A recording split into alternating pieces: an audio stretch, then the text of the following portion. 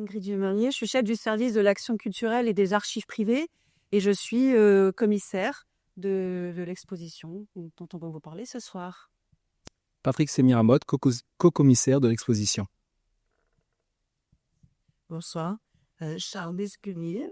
J'ai écrit mon autobiographie. Il s'intitule Mon aventure avec le Brindle. Il nous a semblé intéressant d'évoquer le projet de l'exposition avant de rentrer dans son contenu et notamment de la genèse du projet.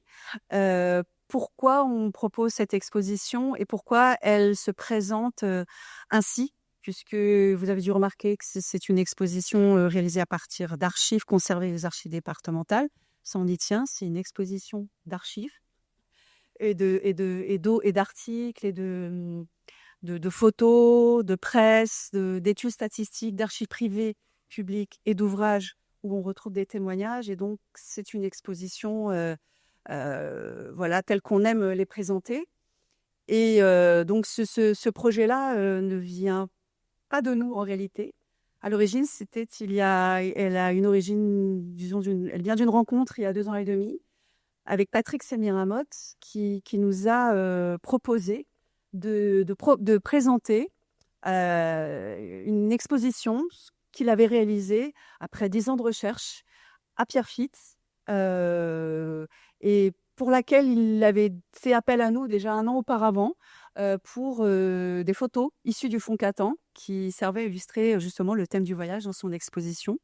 Quand, à l'issue du confinement, il présente son exposition qui raconte l'arrivée et l'installation des migrants du Bumidum, donc la partie qui présente la vie, enfin l'arrivée et la vie des migrants issus des Antilles. Et il nous propose donc de présenter cette exposition. Et très vite, on lui dit on ne présente pas pour le moment des expositions qui ne sont pas conçues par nous dans nos locaux. C'est vrai qu'on change maintenant d'avis finalement, mais à l'époque, c'était comme ça qu'on le concevait. Mais très vite, on se rend compte qu'en fait, il y a un réel intérêt à accueillir cette exposition et en réalité plutôt de l'adapter et nous de raconter, de compléter l'histoire en racontant en fait le départ à partir des archives des candidats, enfin les dossiers de candidats qui sont partis par le Bumidum. Et donc, ça représente donc sur une vingtaine d'années plusieurs milliers de dossiers. C'est très, très volumineux. C'est des tout petits dossiers. En général, il y a 5 ou 6 petits feuillets dedans. Ça commence par une lettre de motivation et ça se termine par un courrier qui envoie l'enquête administrative à l'administration qui va justement recevoir le candidat ensuite à l'arrivée. Et donc voilà. Et donc là, on se dit, on va raconter le départ, le voyage, l'arrivée.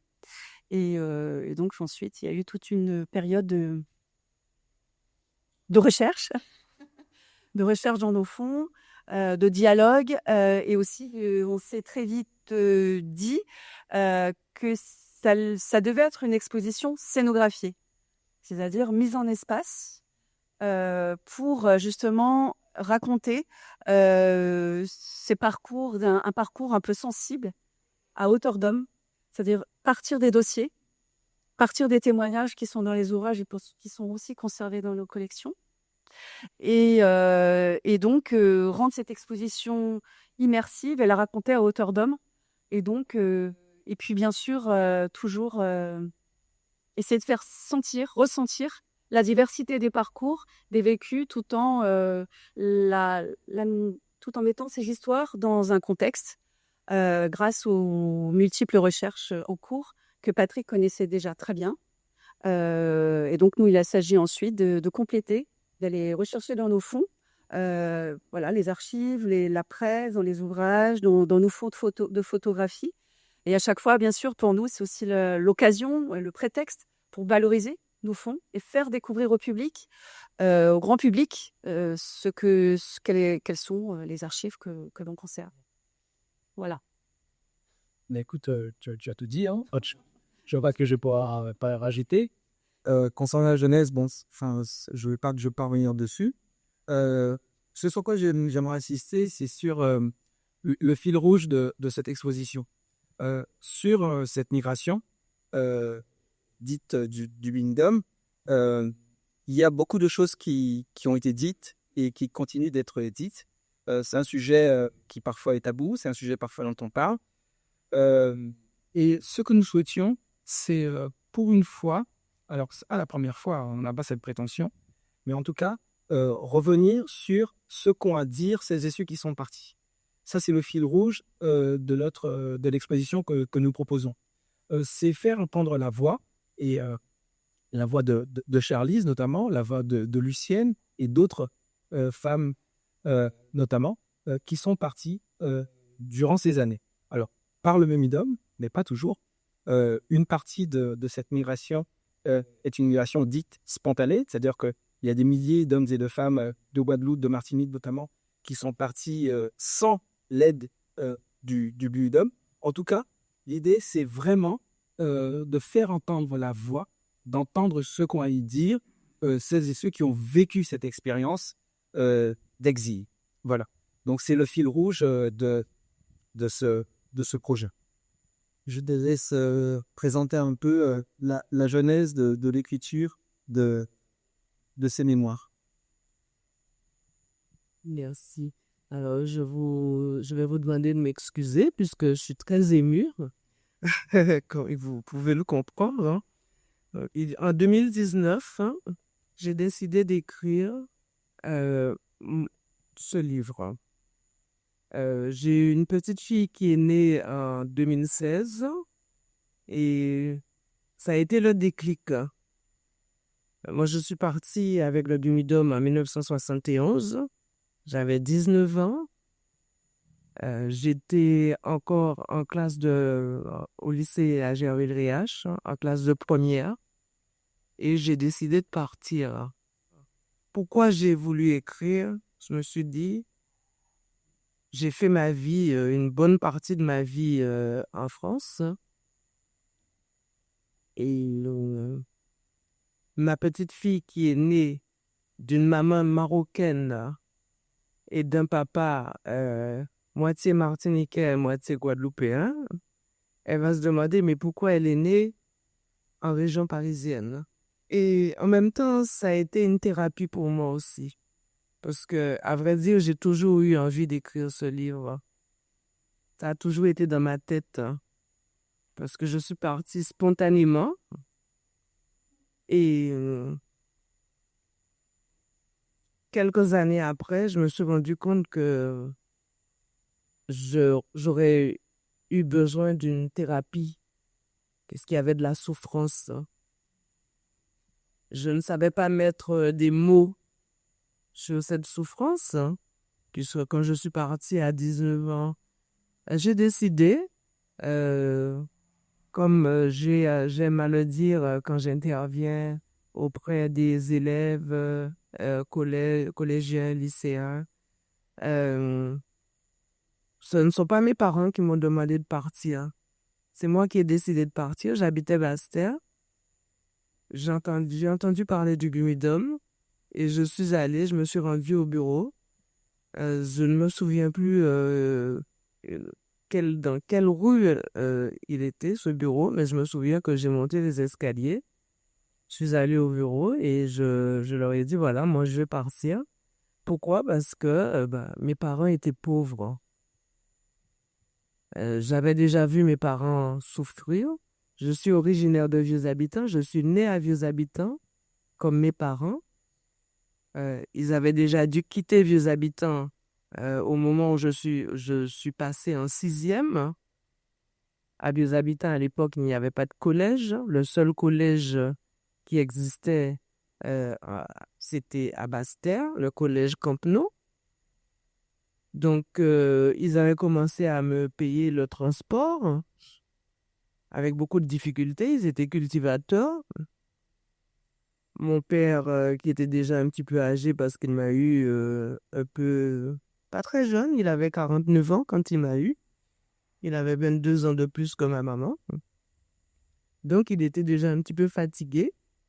Et je travaillais très bien à l'école, hein, parce que je savais que je devais travailler. Donc, je suis arrivée en classe de 6e à Campenot. J'ai commencé à faire des allers-retours en car, en bus. À l'époque, c'était des petits taxis, ce qu'on appelle des petits taxis Brousse maintenant, marron, taxi marron. Effectivement, je dis Brousse parce que par la suite, j'ai été marié à un Africain, donc j'ai appris à dire taxi Brousse. Donc, les petits taxis marrons ou alors le petit car, hein. Il y en avait un ou deux à l'époque hein, qui faisaient le trajet entre Vieux-Habitants et Basse-Terre. Je partais le matin très tôt et je rentrais très tard le soir. Et mes parents devaient payer le transport. Il n'y avait pas de cantine. Je devais manger à Basse-Terre chez un parent. Et finalement, ils se sont dit, bon, ben, ça ne peut plus durer. Ils ont quitté les habitants. Et à ce moment-là, mes parents qui étaient cultivateurs, mon père qui ne travaillait plus, ma mère qui était encore jeune, elle s'est mise à faire des ménages, des choses. Moi, je la vois. Elle ne disait rien, mais je voyais qu'elle souffrait. Quand je dis nous étions deux enfants. C'était assez rare pour cette époque. Hein. Moi, je suis né en 1951, mon frère est né en 1953, et nous ne sommes que deux enfants. Mais nous n'étions pas dans la misère. Hein. Nous étions pauvres, tout simplement. Les parents devaient travailler pour tout acheter. Acheter les livres, il n'y avait pas de cantine à Basse-Terre. Donc, ils ont quitté les habitants et ils sont venus à la maison familiale qu'on avait. Et ils se sont mis à louer des maisons à Basse-Terre, sur les mornes de Basse-Terre, comme vous avez dû le voir. Je suis une fille des mornes de Basse-Terre. Donc, ils ont quitté les habitants. Et ils ne disaient rien, mais je voyais qu'ils souffraient. Et à l'époque, c'est ce que j'aime expliquer aux jeunes. Hein. À cette époque-là, c'était les enfants qui aidaient leurs parents financièrement. Parce que nos parents se saignaient pour nous envoyer à l'école. Et arrivé à un certain âge, à un moment, nous commencions à travailler. Moi, j'étais déjà en classe de première, j'aurais pu à ce moment-là être enseignante, mais je n'ai pas voulu. J'estimais que je n'étais pas suffisamment patiente. Donc, je ne voulais pas être enseignante. Je ne voulais pas je ne voulais pas être fonctionnaire non plus. Parce que je voulais bouger. J'avais l'habitude de bouger à Vieux-Habitants, donc je voulais bouger. Et j'ai décidé d'aller voir le Bumidum et d'être candidate au départ. Et je suis arrivée chez moi et j'ai dit à mes parents, je pars en France. Je n'étais pas encore majeure à l'époque, j'avais 19 ans. La majorité, c'était à 21 ans. Ils ont dû me faire la procédure d'émancipation à l'époque, hein, au tribunal. Donc, je suis arrivé, je leur ai dit, je pars en France. Ma mère s'est mise à pleurer. Tu pars dans un pays étranger où tu ne connais personne. Je ne connaissais personne. Mon père, lui, qui était un petit peu plus sage, il a dit, qui voyait son épouse souffrir, il a dit, bon, laisse-nous sans partir. Et c'est comme ça que je me suis retrouvée candidate au départ. Comme je l'explique un petit peu, il n'est pas gros, mais c'est juste un résumé. Hein? Le monsieur qui m'avait reçu au Bumidum, il m'avait paru gentil, il m'avait promis de me placer. Je voulais travailler au bureau comme ça se faisait à l'époque. Hein. Nos parents ne voulaient pas nous voir travailler la terre comme eux, souffrir comme eux, parce qu'ils estimaient qu'ils souffraient à l'époque.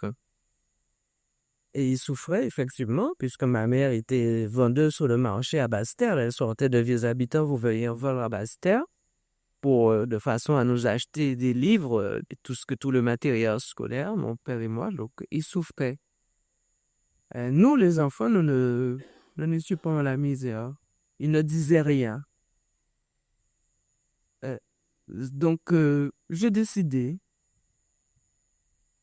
J'étais peut-être un petit peu téméraire. Je me suis dit, je pars en France. Et ils m'ont laissé partir. Voilà.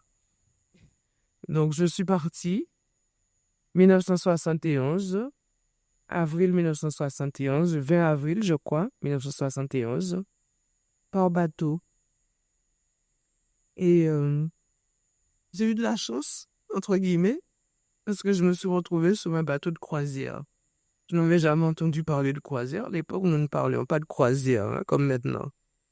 Je ne suis pas parti sur Colombie comme certains. Je suis parti avec le bateau, le Regina, qui était un bateau, j'ai appris par la suite que c'était un bateau de croisière suédois, je crois.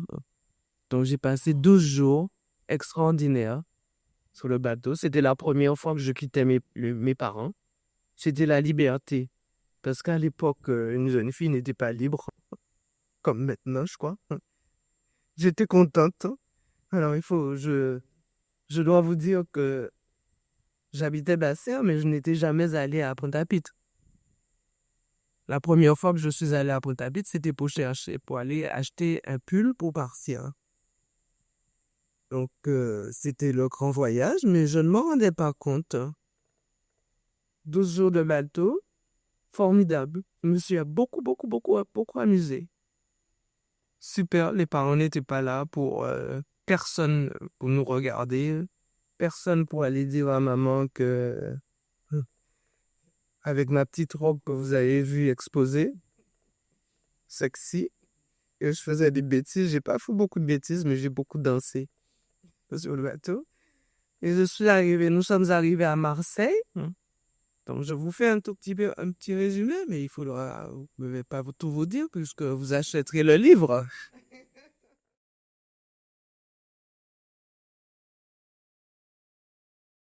Oui, c'est intéressant parce que en fait, on a pu croire à un moment qu'il n'y avait pas grand-chose, mais en fait, c'est une histoire qui est documentée dès le début.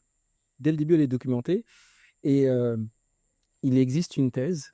La première, me semble-t-il, c'est celle d'Alain Ancelin, géographe, publiée dans les années 70. Alors, je ne sais plus si c'est la seconde moitié ou la première moitié, je n'ai plus la date exacte. Voilà, c'est une première thèse, une thèse importante sur le sujet. D'ailleurs, en 99, je ne crois pas me tromper cette fois, il va publier un livre qui s'appelle L'émigration antillaise, qui est une version grand public finalement de son travail de recherche. Jusqu'à aujourd'hui, je considère qu'il y a deux ouvrages grand public sur ce sujet. C'est L'émigration antillaise d'Alain Ancelin et la BD qui est très bien faite de Jessica Aublier, Pays en nous. C'est ça. Il me semble que voilà. Mais alors depuis, il y a beaucoup d'articles qui ont été publiés sur le sujet, des thèses aussi. Mais c'est vrai qu'il reste, comment dirais-je, à mon avis aujourd'hui, un livre grand public qui fasse une synthèse de l'état des connaissances sur le sujet et qui soit accessible.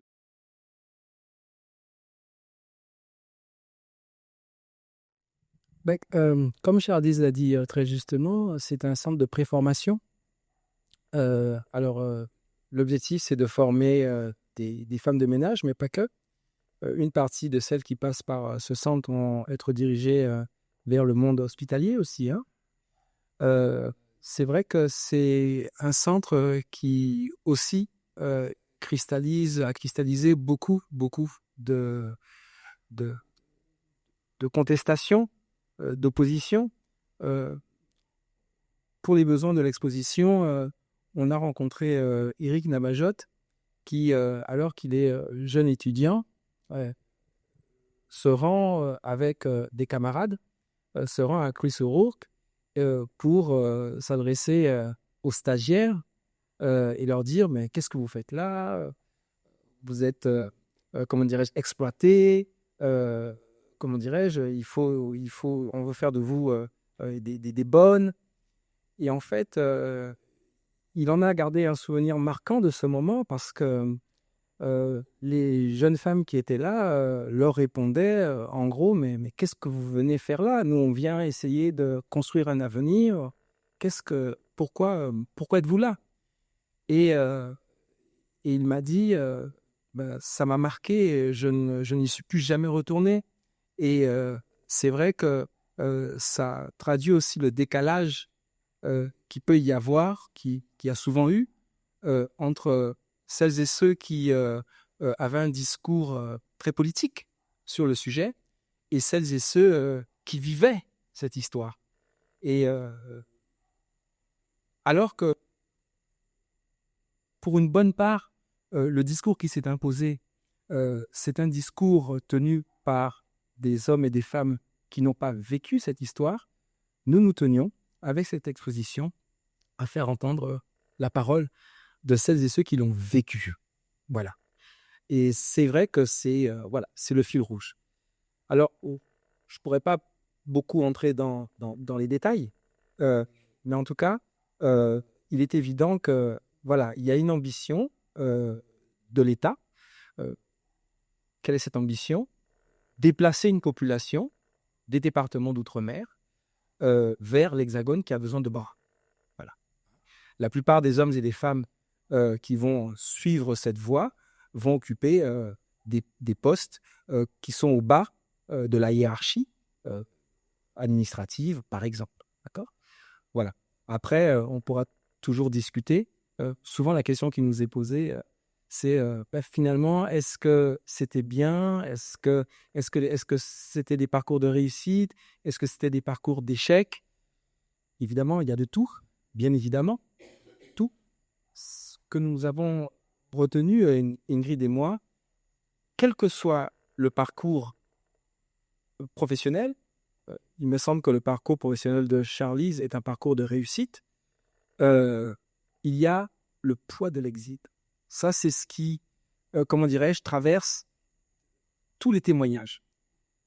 Lucienne d'Andreville, qui a aussi écrit ses mémoires, elle est martiniquaise, elle a quitté la Martinique un peu avant Charlize. Elle a eu un très beau parcours. Elle a terminé directrice d'un centre paramédical. Mais c'est avec toujours une très très grande émotion qu'elle évoque ce parcours, qu'elle évoque la séparation, c'est très important, la séparation, et toutes les séquelles liées à cette séparation. Donc, quels que soient finalement les parcours professionnels, il y a ce que nous, on a essayé aussi de faire apparaître dans cette exposition, c'est ce que ces hommes et ces femmes ont vécu, c'est un exil, avec tout ce que ça comporte. Et pour revenir au centre de Crouy-sur-Ourcq, c'est vrai que c'est assez troublant aussi de voir, malgré tout, moi je ne connaissais pas, mais notamment dans les bulletins du Bumidum, on voit clairement les photos, reportages, avec tout le descriptif effectivement de la formation que sont censés suivre ces jeunes gens. Et c'est vrai que c'est assez troublant de voir le dispositif très concret de la formation qui est décrite dans ces petits livrets du Bumidum, avec photos à l'appui, je montrais tout à l'heure. Et c'est vrai que c'est des documents qui sont publiés par le dispositif. On en a très peu aux archives, on en a un seul. Et le deuxième nous a été donné par Patrick. Donc voilà, c'est des documents rares, en fait, assez précieux.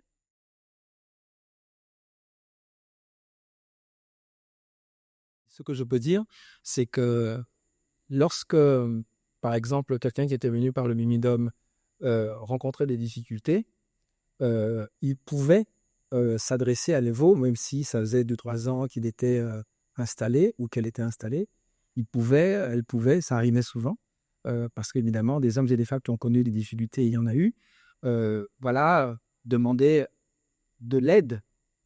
Alors, je ne pourrais pas vous dire très exactement, vous faire le détail des aides qui pouvaient être apportées, mais dans le cadre des recherches que j'ai effectuées, on voit des hommes et des femmes se retourner vers les services du Bumidum, Roucrion notamment,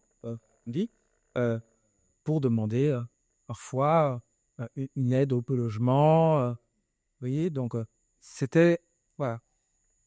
J'en profite pour rappeler qu'il y avait, il y avait aussi dans cette affaire, il y avait une dimension sociale qu'il ne faut pas négliger. Voilà. euh, qui, qui existaient. Alors, notamment dans le cadre du, du Bumidum, j'ai même appris que le Bumidum proposait des chèques vacances. Voilà. Alors, dans quelle mesure, je ne sais pas, hein, ça, tout ça, c'est à point. Mais il y avait aussi qui était un réseau d'associations qui était mis au Bumidum. Je pense par exemple à Casodo, qui était en charge, qui était en charge de la dimension sociale. Voilà. Bon, bah, Moi, je peux répondre, hein. Euh, j'ai quitté le centre de Crouy-sur-Auque, arrivé au couvent, euh, le Bumidum nous donnait une petite somme, je ne sais pas, je crois que c'était 30 francs, 30 ou 50 francs. Enfin, c'était petit, c'était une petite somme, pas suffisante. Je l'explique bien dans mon livre. Nous étions des jeunes filles. C'était pas suffisant. Normalement, avec cette somme qu'ils nous donnaient, moi, étant dans le sixième, je devais aller régulièrement à la rue Crillon ils étaient censés nous proposer du travail. Donc, avec cette somme-là, nous devions subvenir à tous nos besoins, y compris prendre le transport pour y aller. C'était pas suffisant. Et pardon de le dire, mais nous étions des jeunes filles, nous avions besoin de serviettes d'hygiène, par exemple. Euh, je parle même pas de vêtements. Je parle même pas de manger. Mais les affaires de toilette, par exemple, puisque nous sommes arrêtés avec pas beaucoup de choses, puisque les parents n'avaient pas, ils nous ont donné, nous sommes partis avec ce que nous avions. Mais quand j'ai quitté le centre, dans mon souvenir, hein, alors je ne sais pas, d'autres personnes peut-être auront euh, comment dire, auront une autre expérience. Mais moi, personnellement, je ne me souviens pas avoir, avoir eu autre chose que cette petite somme-là qui nous, c'était vraiment insuffisant. Et je l'exclus. Nous étions obligés de frauder dans le métro, par exemple, parce qu'il y avait pas, nous n'avions pas assez d'argent. Et justement, c'est pour cela que quand j'étais dans le centre à Paris, j'ai commencé à entendre parler de prostitution. Et avec cette somme, c'était pas suffisant. Donc, il fallait absolument trouver du travail rapidement. Moi, parce qu'on m'a appris à chercher. Parce que quand nous allions au Bumidum, au bureau du Bumidum à la rue Crillon, nous entendions parler, nous entendions les filles. Ils nous proposaient des emplois de ménage, de femmes de ménage. Et j'entendais des filles qui disaient, mais oui, mais moi, j'ai été à tel endroit, euh, le, le, le chef de famille, bon, on parlait pas encore d'attouchement, il a essayé elles étaient isolées, hein. Euh, donc, nous n'avions pas, nous étions lâchés. Personnellement, j'ai été lâché. Le Buminum n'a jamais cherché à savoir ce que je suis devenu. Et euh, comme le hasard a fait que j'ai travaillé à l'ANT après, des années après. Parce que le Bumidum, en 1982, quand le Bumidum a changé de nom, est devenu l'ANT, j'ai travaillé en tant qu'assistant de direction à l'ANT. Mais je n'ai jamais vu aucun dossier, je n'ai jamais rien entendu. Et n'ont jamais cherché à savoir ce que je suis devenu. Et moi-même, bien évidemment, une fois que j'avais pris mon indépendance, je travaillais, j'ai fait ma vie, je me suis marié, j'ai eu des enfants. Et quand j'ai travaillé à l'ANT en 1982, j'avais déjà 2 enfants. Et jusqu'à maintenant, on n'a jamais cherché à savoir ce que je suis devenu. Mais je tiens toujours à le dire, je ne fais pas de procès au Bumidum. Ce n'est pas l'histoire du Bumidum que je raconte, je laisse ça aux historiens. Moi, je raconte ce que j'ai vécu.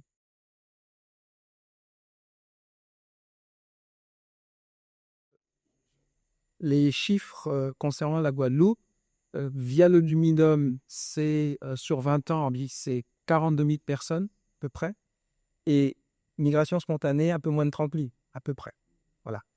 Donc, c'est vrai que la machine du Lumidum a fonctionné, mais elle a entraîné aussi, voilà, elle a entraîné un désir, une volonté de plus en plus importante de migration. Concernant les contestations, c'est vrai que c'est à partir des années 70 que ça commence réellement à bouger. D'ailleurs, on a une magnifique photo dans l'exposition de Blancourt qui prend en photo une manifestation de 73 avec de fortes demandes de retour au pays. Donc, c'est vraiment les années 70 qui marquent, d'abord qui s'inscrivent dans les mouvements syndicaux de l'époque. La CFDT, par exemple, a fortement accompagné les mobilisations des AGR, on les appelait, antillais, guyanais, réunionnais. C'est vraiment dans les années 70 voilà, que les mobilisations se font sentir. Et dernière chose, cette question de la migration, à partir des années 70 aussi, et plus tard, c'est vraiment l'un des points d'opposition en Guadeloupe entre les partis départementalistes et les partis autonomistes, qui sont évidemment contre cette migration qui, selon leur discours, dépeuple le pays, fait quitter les forces libres, etc.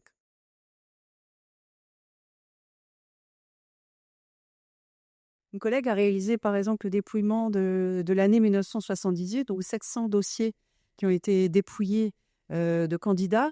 Et ce qu'on peut voir, justement, si on regarde avec les 2 premières années de dossiers de candidats, ça n'est plus du tout le même type de migration qui se fait, et notamment la part de regroupement familial en 78, donc pour le qui, est vraiment très importante. Et justement, la filière de crouy, donc la filière domestique, est devenue minoritaire. Et donc, le rassemblement familial devient en fait pratiquement la pratique la plus courante, en fait.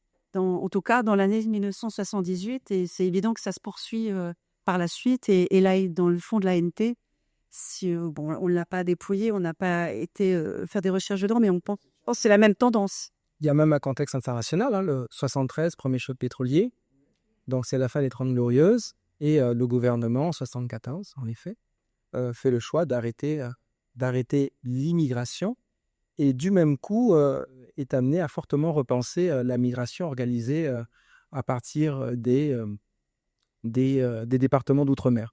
Et en fait, ce qui nous a frappé dans le cadre de nos recherches, c'est la part du regroupement familial. C'est-à-dire que quand on fait le bilan, 1/3 à peu près des migrations relève du regroupement familial. Et il est évident que si la décision a été prise avec le gouvernement socialiste à partir du début des années 80 de ne plus, fonctionner comme avant, déjà sous Giscard, on prend une autre voie. C'est-à-dire que l'idée, ça n'est plus véritablement de faire venir des travailleurs. Le chômage commence à sacrément monter dans l'Hexagone. Donc l'idée, c'est de faire venir les parents de celles et ceux qui sont déjà installés. Et avec l'arrivée des socialistes et début de l'AIT, c'est de travailler à une meilleure intégration, de ceux qui sont déjà présents sur le sol de l'Hexagone. On a essayé de ne pas tomber, évidemment, je crois qu'on a réussi, dans le misérabilisme. Mais force est de constater que des conditions de vie pour ces Guadeloupéennes et ces Guadeloupéens qui étaient issus de milieux modestes n'a pas été facile. J'évoquais le travail d'Alain Ancelin. Il me semble que le sous-titre de sa thèse, publiée donc dans les années 70, c'est du Bantoustan au ghetto. Donc, faut se remettre dans l'époque des années 70. L'idée, c'était d'insister sur le fait que, évidemment, tout est lié. C'est-à-dire qu'on occupe des postes qui sont les moins bien rémunérés. Donc, on se retrouve, regroupé dans un certain nombre de quartiers, de types de quartiers, des bars et des tours, des banlieues, des grandes villes françaises. Euh, vous avez une photo d'David Damoison qui a été prise dans la rue Mira. Il a fait un reportage dans le 18e, la rue Mira. Il y avait une forte population originaire de la Guadeloupe, de la Martinique, haïtienne aussi. Il témoigne de ce qu'il a vu. Et là, on est dans début des années 90. Hein, d'accord, il témoigne de cette pauvreté qui est importante dans la communauté. Donc, il ne s'agit pas de, comme je le disais, de porter un regard misérabiliste, mais il s'agit quand même de noter que voilà, les conditions ont été particulièrement difficiles. Les Guadeloupéens et les Martiniquais ne font pas exception. Hein. Il y a d'autres populations qui vivent, et pas forcément des populations étrangères, qui vivent ce genre de situation, mais simplement, finalement, quand je fais un début de bilan, ces hommes et ces femmes, comme ma mère, qui sont partis donc via notamment le Lumidum, quittent les marges de la société dans laquelle elle vivait pour s'installer dans les marges de la société d'accueil. C'est-à-dire qu'on est passé d'un type de marge à d'autres marges. Bon, c'est un peu le parcours que j'ai. Et je termine juste en disant que les problèmes, pour aller vite, identitaires des enfants, des hommes et ces femmes qui ont migré, témoignent de la brutalité, d'une certaine manière, de la situation qui a été vécue. Pour ma part, moi, je découvre que ma mère est au parti. D'abord, je découvre l'existence du Bouddhisme quand j'ai déjà une vingtaine d'années. Enfin, le Bouddhisme a existé. Quand j'ai déjà une vingtaine d'années, je suis un acteur associatif, je m'interroge sur mon identité, et je tombe sur un livre qui s'appelle La Traite silencieuse. Bon. Et c'est à la lecture de ce livre que je découvre l'existence de cette affaire. Et dans le cadre d'une discussion, je m'adresse à ma mère, je dis « Maman, tu as entendu parler du Lula ?» Mais je suis venu par le Lula.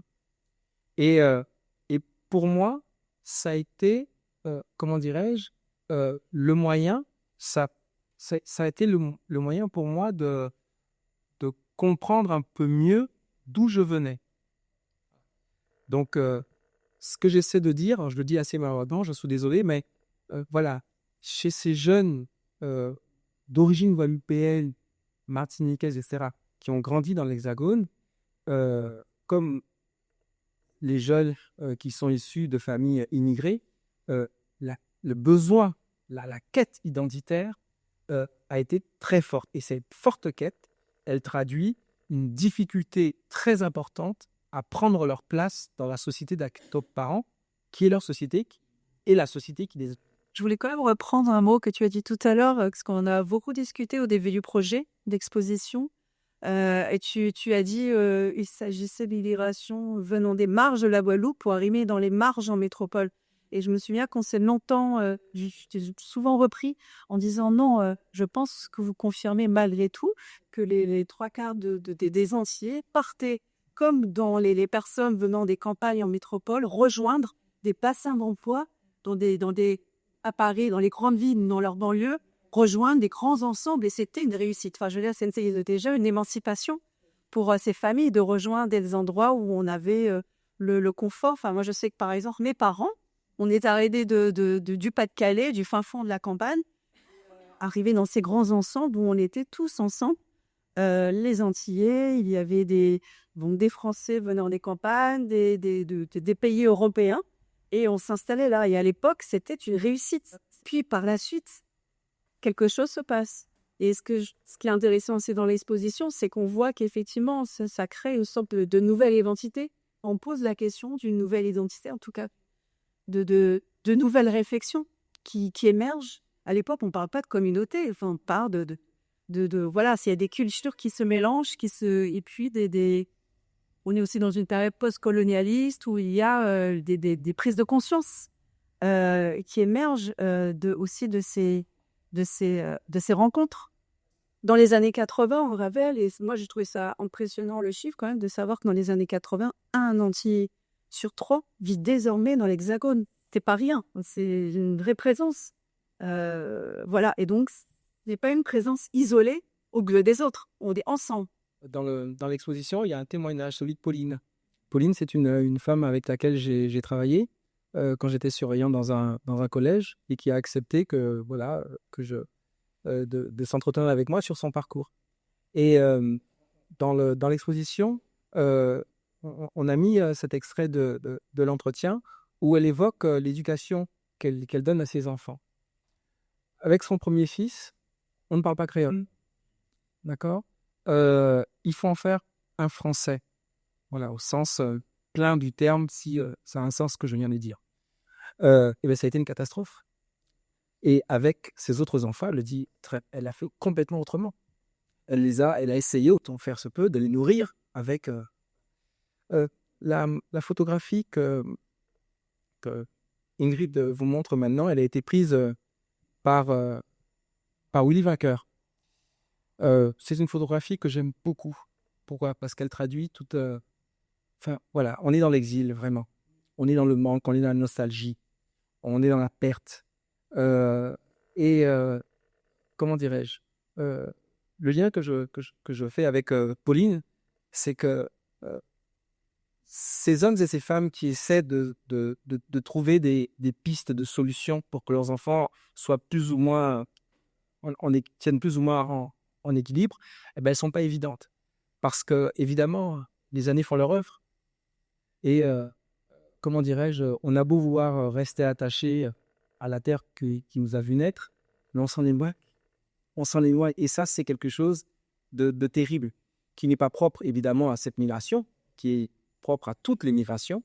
Mais voilà, c'est aussi ce qu'on a souhaité mettre en lumière dans cette exposition. Je rebondis sur ce que vous avez dit tout à l'heure, M. Goutin. On quitte pas la Guadeloupe pour s'installer dans l'Hexagone avec les mêmes âmes lorsque on est une femme seule qui élève ses 2 enfants, qui est obligée d'abandonner, entre guillemets, ses 2 enfants. Dans l'exposition, il y a témoigne de Gital, hein, qui explique comment elle laisse ses enfants à sa mère, ce qui est très fréquent, donc à la grand-mère, et elle les revoit que 4 ans plus tard. C'est pas le même parcours de vie que lorsque l'on part en tant qu'étudiant dans les années 60. Ce n'est pas du tout le même parcours de vie. Et nous, ce qui nous a intéressés, c'est le parcours d'hommes et de femmes, comme ma mère, qui étaient pauvres, qui ont fui la pauvreté et qui ont essayé de construire des armes pour tenir à peu près debout. Ça n'a pas été si simple parce que on leur a fait longtemps croire à ces hommes et à ces femmes, j'emploie un mot que tu as employé hier, Ingrid, que leur parcours était parfois déshonorant. Et donc, dans beaucoup de familles, on ne l'a peut-être pas évoqué encore ce soir, mais ce sujet est un sujet tabou, de moins en moins. Mais dans beaucoup de familles, c'est un sujet dont on ne parle pas, alors pour plein de raisons. Mais parfois, il y a une volonté de ne pas parler de cette expérience, surtout lorsqu'elle est liée au bumidum. Alors nous, les enfants, eh bien, on doit faire avec ce silence. On doit faire avec ce silence. Et ça n'est pas chose évidente. Ce qui sera intéressant aussi peut-être, c'est d'évoquer ici comment on conclut l'exposition, enfin, c'est cette ouverture en fait aussi. Parce qu'effectivement, on a tenté depuis le départ, c'est un postulat, c'est se dire qu'on raconte des histoires à hauteur de personnes, en essayant toujours de garder cette dignité dans les parcours, en ne mettant rien sous la table. Évidemment, on ne veut pas tout dire, c'est une exposition. Donc, il y a un espace contrat, il est déjà assez grand, parce qu'on s'en est bien sorti. Mais ce que j'ai trouvé intéressant aussi, c'est aussi l'ouverture qu'on propose sur la fin, c'est-à-dire Villon, et tu avoues que tu as souhaité faire ce lien, où en fait émergent ensuite ces contestations et ces mouvements, et puis qui continuent encore aujourd'hui, et qui donc, en partant de cette émergence d'une nouvelle identité, en réalité, c'est même un nouveau vivre ensemble, en fait, qui est en train de se faire et on rejoint l'histoire, enfin l'actualité, le monde présent. Et voilà, je voulais savoir pourquoi tu as voulu aussi terminer par cette ouverture. Et nous, on a été plus loin encore. On en a fait la conclusion. Ouais. On ne peut pas comprendre le vécu de ces centaines de milliers de Martiniquais, de Guadeloupéens, sans revenir sur l'histoire qu'évoque cette exposition. Et c'est vrai que voilà, il a fallu se construire dans un nouvel environnement.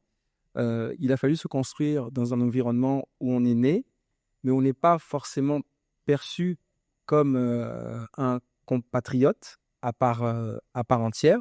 Donc évidemment, la question identitaire se pose très vite. On va peut-être juste rappeler que il y a la fameuse loi Taubira qui fait de l'esclavage un crime contre l'humanité. Alors je ne sais pas si les historiens s'en félicitent, c'est un sujet de débat. Cette loi, elle a été portée par qui d'abord? Elle a été portée par des Guadeloupéens et des Martiniquais de l'Hexagone. Je rappelle quand même que cette loi qui date de 2001, je pense oui, et 2001, elle existe parce qu'il y a eu une marche très importante qui a réuni, je crois, je ne sais plus combien, plusieurs dizaines de milliers de personnes en tout cas, en 98.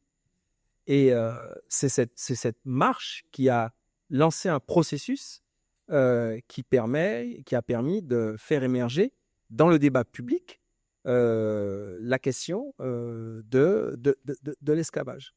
Donc, c'est l'un des exemples. C'est l'un des exemples des mobilisations. J'aimerais bien que tu montres la photo suivante en 73. Voilà, une photo prise par Gérald Leblancourt, photographe d'origine guadeloupéenne, rappelons-le. Et voilà, les mobilisations, elles ont toujours existé. Les contestations, on l'évoque aussi dans l'exposition, elles ont toujours existé. Alors, elles sont fortement syndicales dans les années 70. Donc, je le disais tout à l'heure, hein, vous le voyez, arrêt immédiat de l'immigration, voilà, on milite pour un retour au pays. Plus tard, les questions sont beaucoup plus identitaires, avec le CM98 notamment.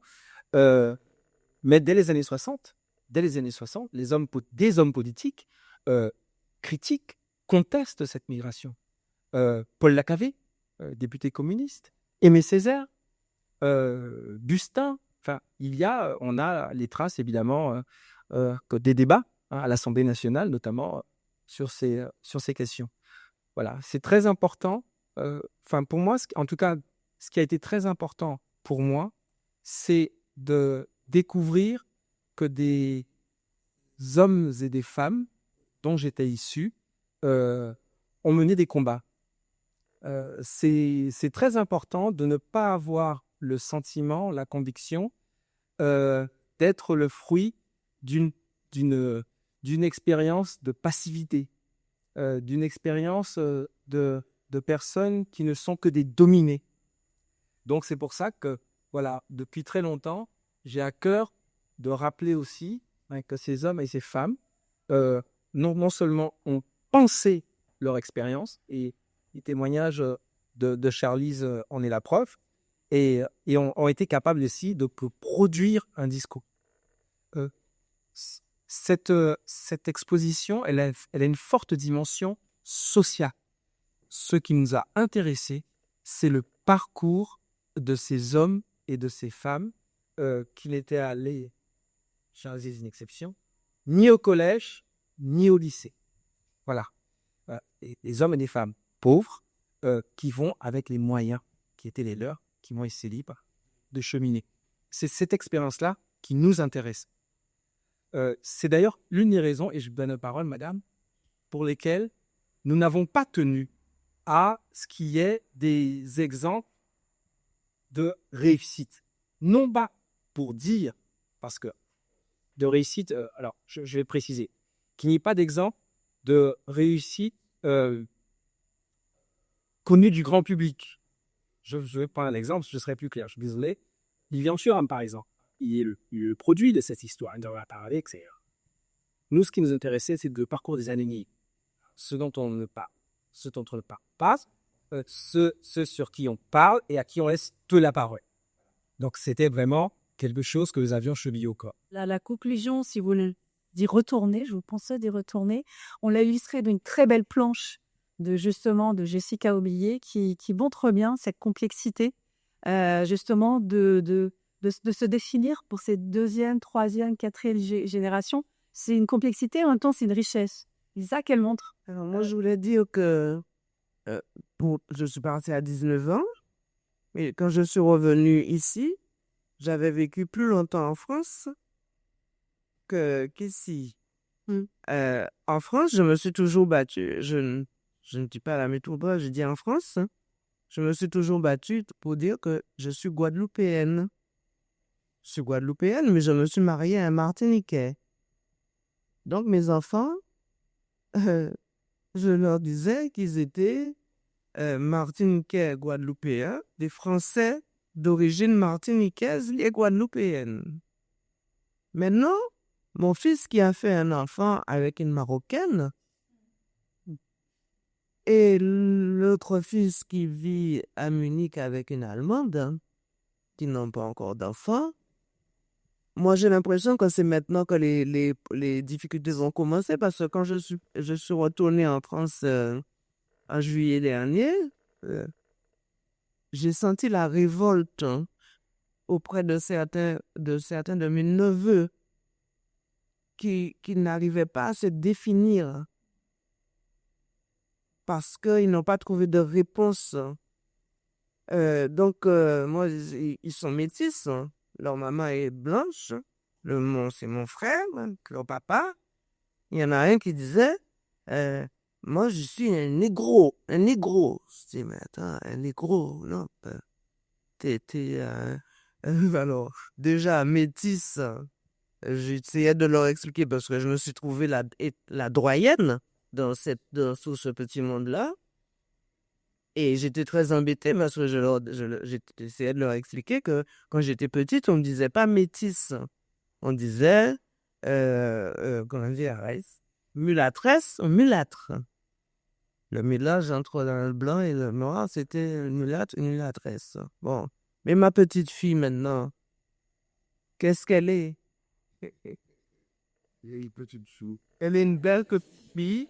Une belle petite fille et c'est pour elle que j'ai écrit ce livre-là. Faut qu'elle sache, quand elle va me demander, elle est là, elle est là-dedans, elle est... voilà. Qu'elle me demande pourquoi je suis née ici. Sa maman est aussi issue de l'immigration. La deuxième génération d'immigration, nous avons fait le mariage au Maroc. Deux derniers mots sur l'échange qu'on vient d'avoir sur la question de l'identité. Moi, je pense...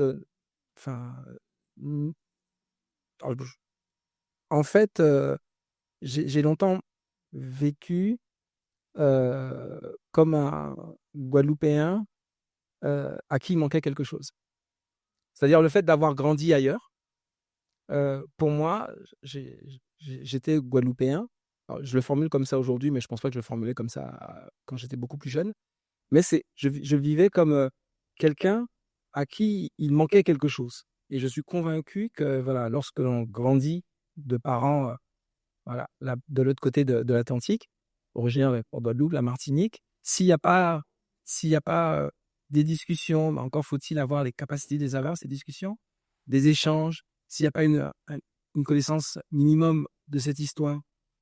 Je fais partie de cette génération qui était orpheline de chercheurs, qui était orpheline d'intellectuels, qui était orpheline d'universitaires sur le sujet.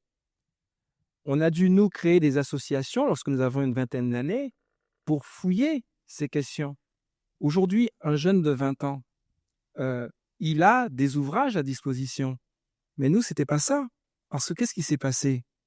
C'est que ceux qui sont partis dans les années 60 pour faire des études, eh bien, une fois leurs études terminées, ils sont retournés au pays. Et donc, on s'est retrouvés, nous, une population, comment dirais-je, orpheline d'hommes et de femmes qui étaient capables de mettre des mots sur notre condition. Aujourd'hui, un jeune homme, une jeune femme qui veut se construire, qui veut trouver des armes, en cherchant un peu, elle peut les trouver. Hein. Il existe des chercheurs, il existe des chercheuses qui travaillent sur ces questions. Et de plus en plus, des livres sont produits, des documentaires, etc. Donc, c'est aussi, ma quête, c'est aussi celle-là.